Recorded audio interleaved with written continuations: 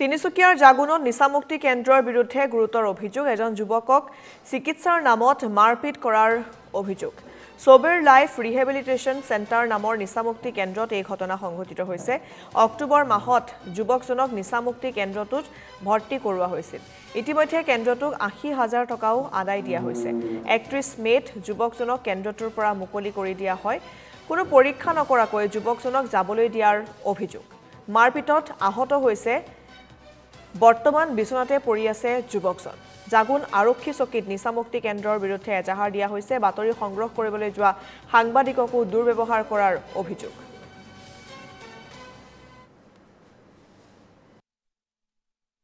মই ৮ মাইল দিহাবত আছিলো ৮ মাইল আপোনাৰ সোবেৰ life rehabilitation centre ৮ mile Parbatipur ৮ মাহ হ'বলৈ 13 দিন কম আছিলে তেতিয়াই মই ডিসচাৰ্জ হৈ ওলাই আহিলো কিন্তু মই তাৰ ভিতৰতে মই বেমাৰ হৈ মানে সিৰিয়াছ অৱস্থাত আছিলো কিন্তু এহেতি কেতিয়াও ঘৰৰ মানুহ গলেও মানে ভাল আছে হেন আছে তেন আছে বুলি ঠগি কিনে হেৰি কয় মানে মানুহক মেনিপুলেট কৰি দিয়েগে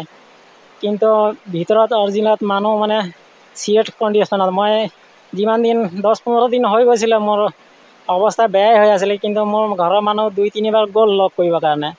কিন্তু এবাৰে লগ কৰিব দিলে তাৰপিছত আৰু লগ কৰিবলৈ নিদিয়ে আৰু কিন্তু মই বেমাৰৰ অৱস্থাৰ ভিতৰত বেয়া আছিলো মই বেমাৰৰ সময়তো মৰা নাই কিন্তু তাৰ আগত বহুত টৰ্চাৰ কৰিলে বৰ লাঠি চাৰ্জো কৰিছে খুৱাই কিনে মাৰিছে 4জন মানুহে হেঁচি কিনে ধৰি কিনে তাৰপিছত মোক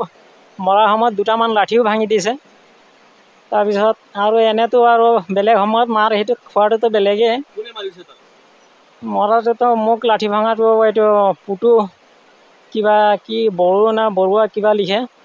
সিয়ে হয় তাৰপিছত বেলেগ ইনচাৰ্জ এটা আছে এইটো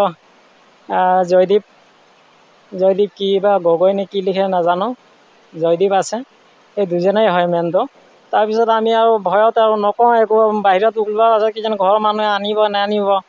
বাইচান্স যদি পইচা নোহোৱাত নানে তেতিয়াতো ৰাতি টৰ্চাৰ কৰিব বুলি মানে ভয়তে নকওঁ 2বাৰ চেকিং আহিছে লেখাপানী থানাৰ পৰা OC